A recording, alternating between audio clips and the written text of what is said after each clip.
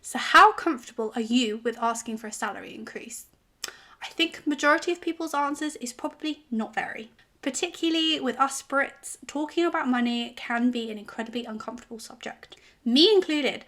I have asked for salary increases throughout my career in existing companies and also negotiated them with new companies, and every single time I met with sweaty palms and a whole lot of nerves.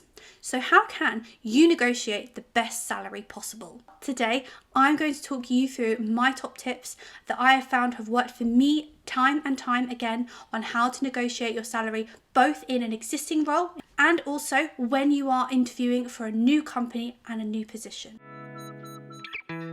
Let's say you've been in your company, in your current position for a significant amount of time. You've seen new people join on similar positions at similar levels, and you know that they have been able to secure a higher salary. What are you going to do about it? You know that it's your time to ask for an increase in salary. But how can you be sure that you're going to get the outcome that you want and the best result possible that you want? Number one, timing is crucial. If you want to get to the best outcome possible, you need to be timing your conversation with your line manager appropriately. A lot of people actually recommend that you should be talking to your line manager during your annual review. I actually disagree with this. I have found in previous experience that actually at the point of your annual review, the pay rises have been decided. I have found it much more successful to have those conversations leading up to your annual review. So starting them maybe 1 to 2 months out, planting the seed, starting the negotiations, talking about your development, talking about how you want to progress, and talking about the value that you add to the business. I would also recommend that you don't initiate these conversations when you know that if the company is going through a bit of a tough time financially, because pretty much 100% certainty they're going to say no. Number 2, prepare a strong case. You need to fight your battle in order to secure this pay rise. You need to be highlighting to them your key achievements, detailing them down, highlighting all of the great things that you have done for your company to deliver a great performance. It's also useful for you to be aware of what's going on in the market. What are the salary brackets that other companies are offering? Utilize all of this information to build it into your business case. In my experience with negotiating my salary at an existing company in my existing role, I made sure that I went to my line manager with all of that key information. I detailed down all of my key achievements that I had accomplished within the last 12 months, always focusing on what my key KPIs were. So in the job industry that I work in, my jobs are typically KPI'd on delivering a sales or a profit number. So this is what I focused on when I was negotiating with my line manager, detailing out the additional value that I had brought to that company and the areas that I owned. I similarly also referenced industry standards, industry benchmarks when it came to salaries of the type of job that I did to highlight to him that I was significantly underpaid.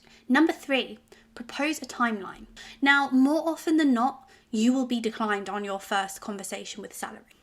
I have never had a conversation on salary and on the first time they have said, yes, we will give you a pay increase, which is why also I recommend not doing it in your annual review. So what do you do if they do say, no, not at the moment? Well, that's when you need to propose a timeline. Suggest a follow-up date, saying, for example, okay, totally appreciate that you can't commit to anything right now, but can we get to catch up in the 3 months' time for us to reevaluate my compensation package and review increasing it? And this would usually be based on you achieving some additional milestones or some additional goals. Number 4, express gratitude. Although you may not be happy with the outcome if you have initially been told no, it is important that you express gratitude to your line manager because ultimately you need to be keeping them on side. Number 5, have a backup plan.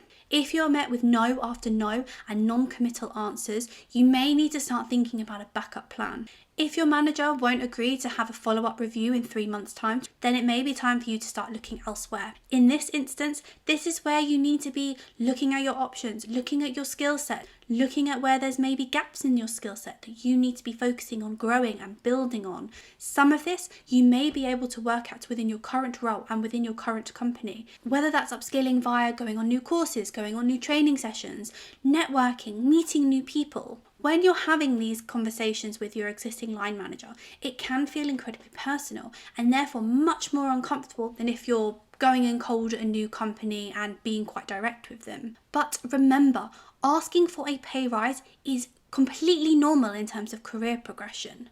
As long as you focus on these conversations with professionalism, preparation, and focusing on the value that you bring to that company, you will increase your chances of a successful outcome. So now you know how to negotiate your salary in your existing company. Let's move on to how you negotiate your salary in a new company. The benefit of when you're interviewing at a new company for a fresh role is that you have a lot more bargaining power. They don't have any of the preconceptions of you from your previous company, as well as any real indication of what your true salary is. So let's talk about how you can negotiate your salary in your new role to get the best compensation package possible. Number one, very similar to when you're negotiating in your existing company, research the market. You need to understand what the benchmark is and what you're working towards in terms of your salary brackets and where you can push towards in terms of your experience. You can get this information on various websites such as Indeed or Glassdoor, or even asking the recruiter directly. Hey, excuse me, what is the salary bracket for this job role? Being direct means that you're not wasting your time, and similarly, you're not wasting their time. This is something I regularly do when I am applying for roles. I will always ask upfront what the salary and benefits package is before I end up wasting any time and energy on it. Number two, time your negotiation.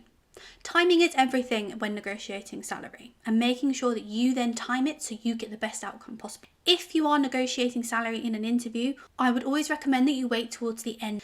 At this point, you should have a good feeling as to whether the company is interested in hiring you and whether you should actually open up that conversation. Knowing that the company is interested gives you more leverage and negotiation options.